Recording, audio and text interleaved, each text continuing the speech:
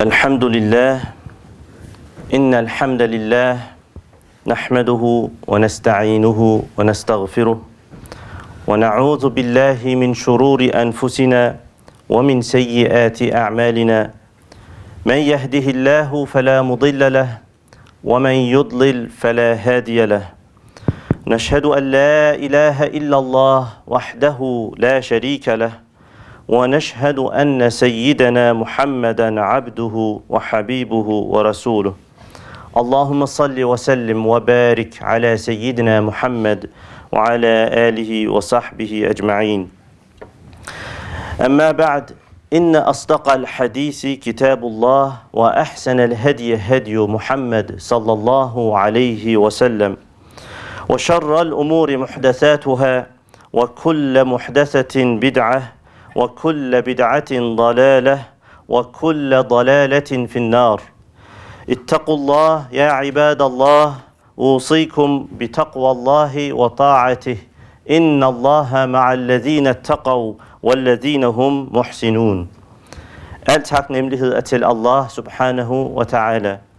Vi lovpriser Allah med vores mest oprigtige hjerte, fordi ingen anden er værdig til lovprisning ud over Allah. Og vi beder om fred og velsignelser for hans elskede budbringer, vores eksempel til efterfølgelse, profeten Muhammad sallallahu alaihi wasallam.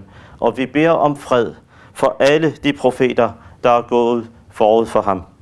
Vi lovpriser Allah, og vi takker ham, og vi vender os til Allah med alle vores behov, og vi søger tilflugt hos ham fra vores nafs, vores ego og dårlige handlinger.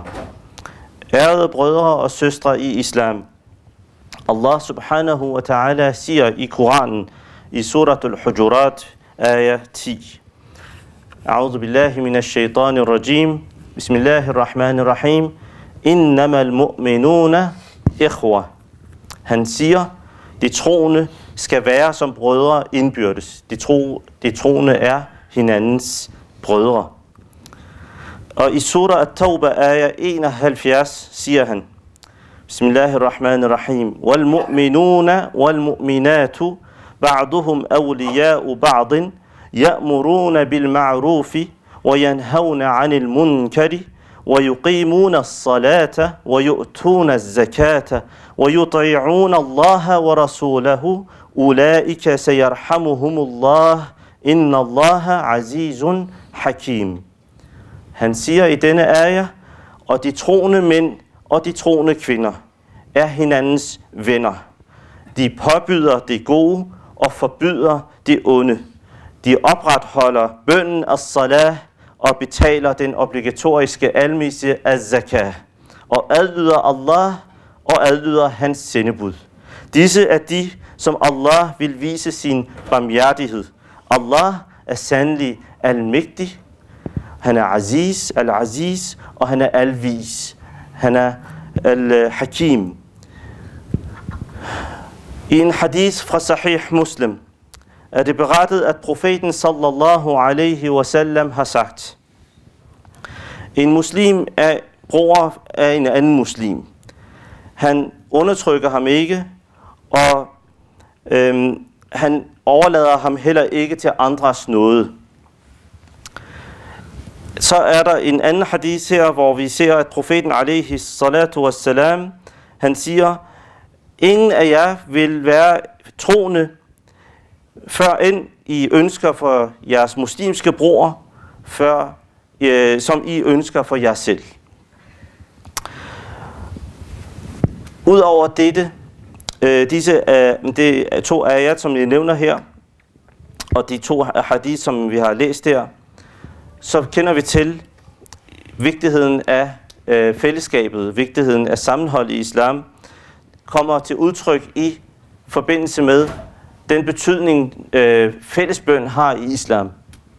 Vi er bekendt med, at profeten alaihi salatu wassalam opfordrede sin sahabi, sine hvad skal man sige, trosfæller og sine venner til at bede bønnen i moskeen i så vidt omfang det var muligt, fordi at både belønningen i bønnen er ganske større, men også fordi, at det gavner fællesskabet, når man deltager i fællesbønnen så ofte som muligt. Og ikke mindst fredagsbønnen er et meget klart, meget tydeligt eksempel på dette princip i islam omkring fællesskabets betydning. Fredagsbønnen, der er pligtig for mænd at skulle deltage i, hvis ikke man er undskyldt på nogen måde, så er man pligtig til at deltage i fredagsbønnen. Ifølge en hadith fra Sahih al-Bukhari og Muslim, sagde profeten sallallahu alaihi wasallam: hjælp din bror, hvad enten han gør andre uret eller selv behandles uretfærdigt. En mand sagde: O Allahs sendebud, jeg kan forstå, at jeg skal hjælpe en mand, der behandles uretfærdigt, men hvordan skal jeg hjælpe ham, når han selv begår uret? Profeten sallallahu alaihi wasallam svarede: for ham til at holde op med sin uretfærdighed, det er din hjælp til ham. I denne hadith forstår vi, at der er en forpligtelse for enhver muslim, en troende, at være interesseret i at have en forståelse for sin brors situation. Vi kan ikke lukke øjnene for, hvordan vores muslimske brødre og søstre opfører sig, og hvilken behandling de bliver udsat for. Må Allah subhanahu wa ta'ala lade os blive en del af fællesskabet af de troende, et fællesskab, hvor medlemmerne hjælper hinanden mod andres forurettelser, og med at forhindre hinanden mod at forurette andre. Amin. أقول قولي هذا واستغفر الله لي ولكم ولسائر المسلمين فاستغفروه إنه هو الغفور الرحيم.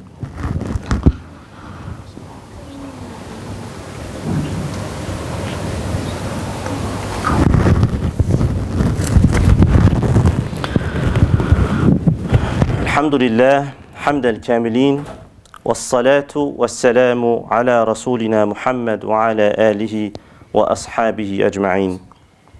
Ærede brødre og søstre i islam. I har nok alle læst eller hørt, at Dansk Supermarked i går har meddelt, at det ikke længere vil betragte tørklædet som en grund til ikke at ansætte en kvindelig muslimsk jobansøger. Det var et forbud, der var med til at sende et helt forkert signal til en del af samfundet. Budskabet fra Dansk Supermarked var: I er ikke neutrale med jeres hovedbeklædning, og vores kunder vil ikke kunne forholde sig til jer. Men nu har Dansk Supermarked ændret deres politik. Der er ingen tvivl om, at det skyldes en gruppe muslimske søstre og deres ihærdige fokus på det uretfærdige i den ulige behandling af lige ansøgere. Der var flere aktører på banen, og de udviste sammenhold og solidaritet. Må Allah belønne dem alle for deres utrættelige forsøg på at sætte en dagsorden, der kunne være med til at fjerne endnu en dem og os spærring i vores allesammens samfund. Danske muslimer skal kræve deres ret, ligesom alle andre borgere også gør det, når deres rettigheder bliver trådt under fod. Men danske muslimer skal også være deres ansvar bevidst.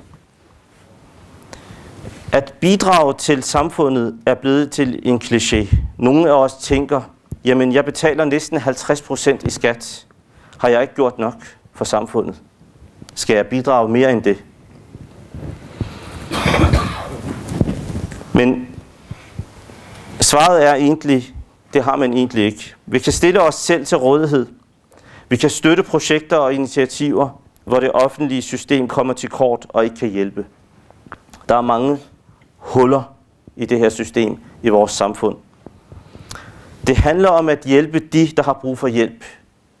Vi kan ikke overlade ansvaret på andre, på systemet, på dem, der modtager de 50% i vores skat, og sige, de gør nok det, de skal gøre. Der er nogen, der har taget ansvaret for det. Kan jeg ikke bare være lidt ligeglad med, hvad der egentlig sker i det her samfund? Zakat og sadaqa er et indiskutabelt, et af islams vigtigste principper. De er byggestenene i et hvert sundt samfund. de penge, vi er i besiddelse af, er urene, så længe vi ikke har betalt 2,5% af dem til trængende mennesker. Vi er nødt til at sætte fokus på problemerne i vores eget lokalsamfund, i mindst samme grad, som vi bekymrer os om problemerne andre steder. Hvis vores baghave er i brand, og der er masser af elendighed i vores eget hus, vil det være absurd, at vi tillader os udelukkende at bekymre os om andres situation ude i verden. Vi skal på ingen måde glemme de katastrofale forhold, vores brødre og søstre lever under i udlandet, og vi skal absolut række dem en hjælpende hånd. Men det skal ikke betyde, at vi skal glemme, at vi også står overfor nogle udfordringer her i vores eget land. Udfordringer, som kræver aktion og handling. Vi taler meget. Ja, det gør vi. Vi handler ikke meget. Nej, det gør vi ikke. Der er en voksende fattigdom i Danmark, som bliver sværere og sværere at lukke øjnene for det bliver mere og mere synligt for os alle.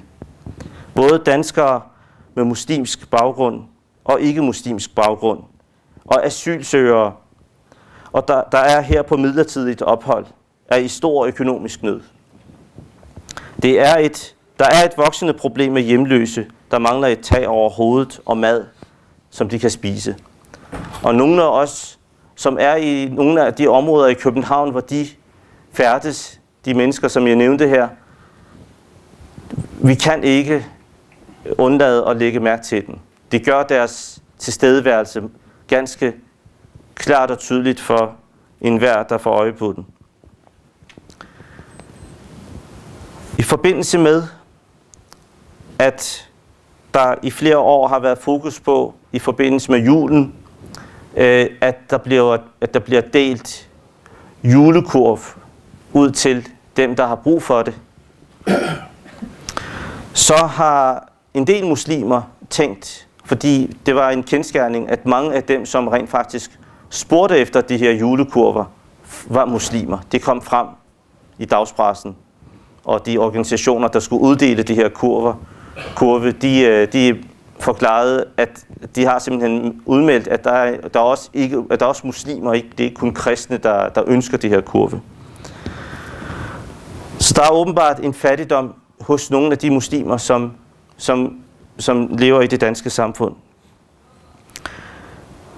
Og der er selvfølgelig også fattigdom blandt ikke-muslimer, så det er et fælles samfundsproblem. Danish Muslim Aid og et par muslimske foreninger heriblandt Dansk Islamisk Center er gået sammen om et helt nyt projekt, som skal startes op nu. Det her er en meddelelse, som jeg læser op, som Danish Muslim Aid har sendt ud til det muslimske samfund i Danmark. Ramadankurven, som det nye projekt hedder, skal ses som en hjælpende hånd til værdigt trængende personer, familier i ramadanmåneden. Ramadankurven vil blive uddelt i København, og hvis vi har frivillige nok, også i Odense, Aarhus og andre steder i landet. Ramadankurven vil indeholde diverse madvarer, så Ramadan-måneden ser lidt lysere ud for dem, som ikke har så meget til dagligt. Da Ramadan-kurvens indhold skal findes via sponsorater, søger vi nu med lys og lygte efter frivillige, som vil være med til at sørge for, at Ramadan-kurven bliver en succes. Da der ikke er så lang tid tilbage til Ramadan starter, er det vigtigt, at vi kommer i gang så hurtigt som muligt. Derfor er det også vigtigt, at tilmeldingen som frivillig sker hurtigt, da vi skal holde et planlægningsmøde den 4. juni kl. 16. Du kan som frivillig også være med til dette møde og komme med dine idéer. Dette er en opfordring, som hermed gives videre til de af jer, der måtte være interesseret, inshallah. Når det er sagt, så baserer jeg grunden til, at jeg nævner det her med Ramadan-kurven nu, efter vi talte lidt omkring dansk supermarked, og nogen betragter det som en sejr. Nu har muslimerne endelig fået en af de rettigheder, som de manglede, den har de fået nu. Og det kan man selvfølgelig glæde sig over. Men det man også skal huske på, det er, når man har et sammenhold som muslimer, uanset om man er muslim eller ikke muslim, når en gruppe personer sætter sig sammen og siger, nu ønsker vi at få løst det her problem, nu skal vi sætte fokus på det, vi skal være målrettet, vi skal have en strategi, vi har en vision, vi skal gå imod dette mål. Det er vores, vi har et mål, vi har et fælles mål. Og de arbejder i fællesskab ved at have den shura, som jeg talte om sidste gang, den her rådslagning med hinanden, lytte til de gode idéer og udvikle en plan, som skal iværksættes, som skal sættes i handling. Hvor man altså ikke længere blot taler, men begynder at handle. Så ser vi, at når det sker, så kommer der et resultat. Og hvis ikke det sker, hvis ikke en gruppe personer sætter sig sammen og siger, at dette vil vi gøre i fællesskab, så sker det ikke. Det er logik for burhøns. Det kræver, at der altså er en vilje, der skal skabes hos nogle af os. Hos mange af os. Ikke kun nogle af os. Hos mange af os. Hos alle os, som har mulighed for at bidrage med et eller andet til projekter, der er brug for, skal gennemføres i vores samfund, i det danske samfund, i København, i Odense, i Aarhus og i alle andre byer, hvor der lever muslimer. Jeg vil ramse et par problemstillinger op her. Vi har bander, muslimske bander, ikke HA-bander og så videre. Dem har vi også i det danske samfund. Vi har sådan specielle muslimske broderskabsbander, hvor de ikke laver noget muslimsk sammen, hvor de ryger hash sammen. De sælger hash til hinanden og andre. De drikker. De gør alt det, som man ikke må som muslim. Men de er muslimske bander. De respekterer islam, når man taler med dem. De vil ikke acceptere, at islam bliver hånet, og de vil blive fuldstændig voldelige om nødvendigt, når islam bliver sat for hån og så videre.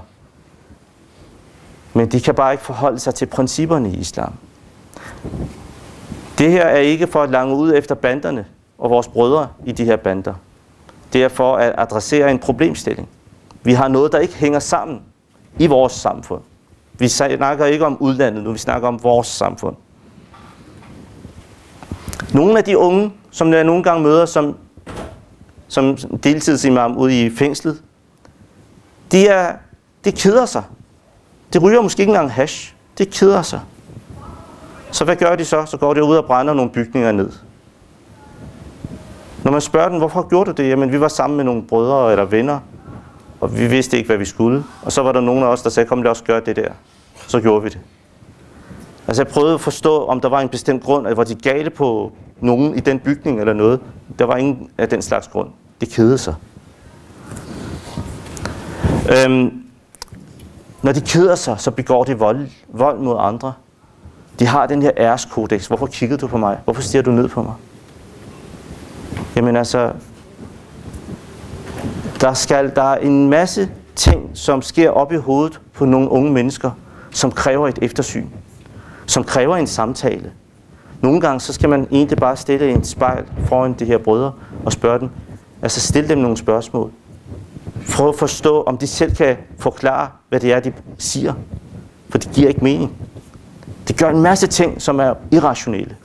Som på alle måder, på alle parametre, fejler. Fuldstændig fiasko. Men der er ikke nogen, der sætter den her spejl foran dem.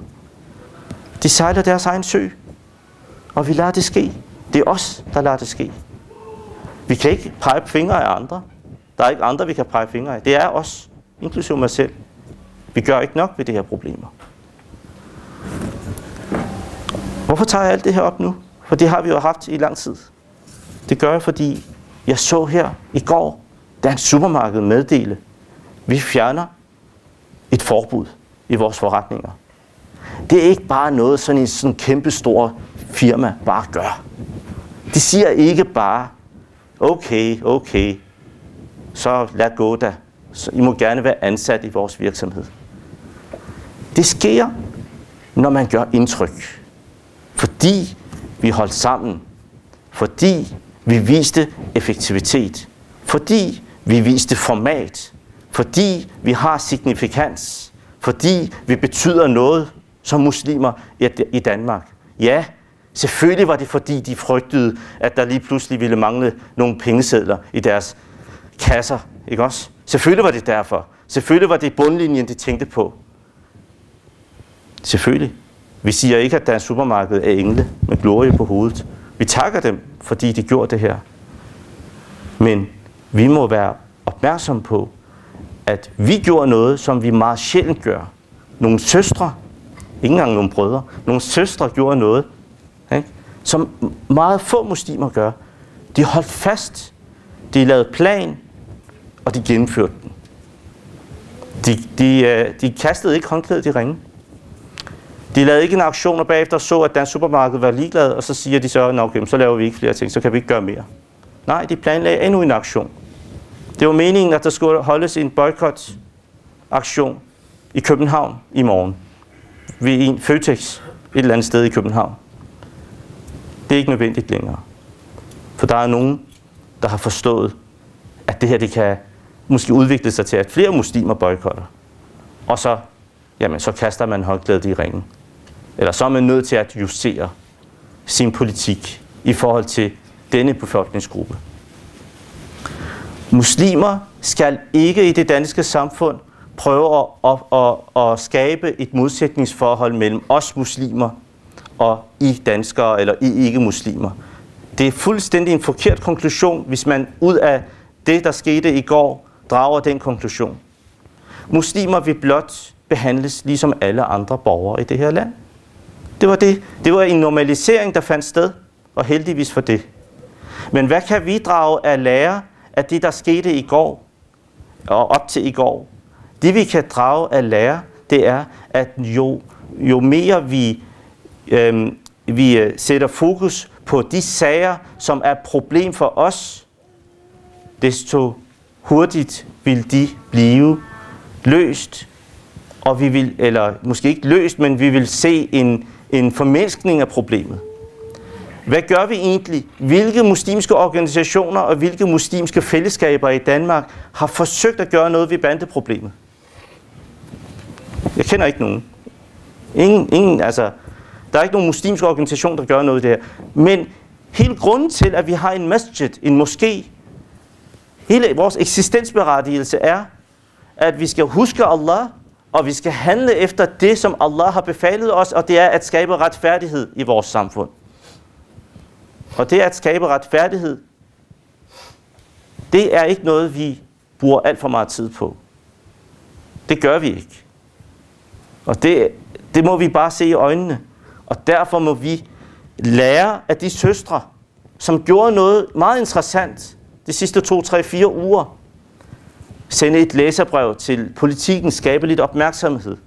Lave en aktion i Odense. Kom i aviserne. Dansk supermarked begynder sådan stille og roligt at trippe lidt. Hvad sker der her? Ikke? Det er bare en proces, som vi så, som kan være en lærestreg for os, eller noget, vi kan lære af. Bør studere det nærmere. Der var nogle mekanismer, der gjorde sig gældende her. Der var shura, der var ukhuwa, der var muslimsk broderskab, søsterskab. Der var sabr, tålmodighed. Ikke skynde sig med en masse slogans og alt muligt andet. Nu er vi sure, og nu er vi vrede. Nej, målrettet. Projektgennemførelse, projektstyring.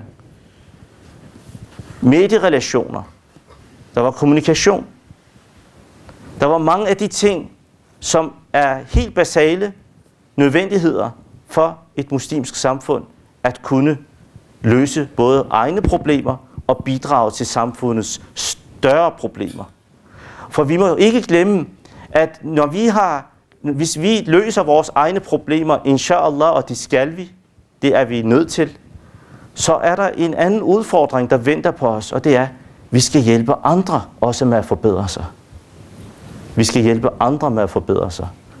Det er derfor den hadith, hvor vi ved, at profeten alaihi salatu wassalam fortæller, at vi er vendt tilbage, de kommer tilbage til Medina fra en krig. Han siger til sahabierne, vi er vendt tilbage fra den lille jihad, og skal i gang med den store jihad. Og den store jihad er vores egne problemer, vores egne udfordringer. Med vores nafs, med vores med brødre og søstre i vores samfund, med den fattigdom, der er, og så videre. Alle de problemer, vi har i Medina, det skal vi arbejde med. Det er den store jihad. Så spørgsmålet er, hvad er vores store jihad her i København, og i Aarhus, og i Odense? Vi behøver ikke diskutere, hvad vores store jihad er. Vi ved det godt selv. Vi ved det ganske udmærket. For når vi ikke tænker på de problemer, og når vi ikke prøver at gøre noget ved dem, så får de lov til at vokse sig større og større og større, og det kommer ud af kontrol. Det kommer ud af kontrol. Og når problemet bliver så stort, at der ikke er noget som helst at gøre ved det, så nytter det ikke noget at begynde at gøre noget. For så er det for sent. Så vil det være en katastrofe. Og vi er måske ved at være der nu. De brødre der, ude i samfundet, der gør de ting, som de gør. Sådan løsgående missiler. Der er ingen fornuft i det, de gør. Og det er ikke kritik af dem. Det er en kritik af det muslimske samfund, som har tilladt, at det her kunne få lov til at stå ved i så lang tid, uden at vi prøver at gøre noget ved det. Så jeg forventer, inshallah, når vi ser, at vi sagtens kan gøre en forskel, så forventer jeg, at der kommer nogle kampagner snart. Kampagner, projekter, med meget stor støtte fra det muslimske samfund i København, med både tid og penge. At man går ind og hjælper med alt, hvad man kan hjælpe, tager del i projekter, siger, jeg er også med til at løse det problem. Vi skal tage os af vores brødre der i banderne. De venter på os. De venter på os. De vil gerne tale med os. Men vi skal bare sørge for at skabe de rigtige rammer for den her måde at håndtere problemerne på. Det handler ikke om at lave da'wah til den. Man kan ikke bare gå og begynde at tale om, drop det, kom til moskeen. Det er ikke sådan, man løser problemer. Man skal forstå psykologien. Man skal forstå de sociale vilkår, de her brødre er vokset op i. Man skal forstå det fællesskab, de indgår i. Man skal forstå hele det der mærkelige konstruktion af hashmarkedet og alt muligt andet. Vi er nødt til at gå ind og forstå de her mekanismer. Det er vores opgave. Det er ikke samfundets opgave.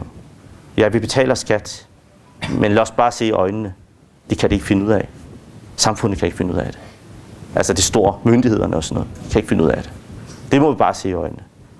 Vi er nødt til også at tage et ansvar. Og det kan vi. Må Allah hjælpe os med det.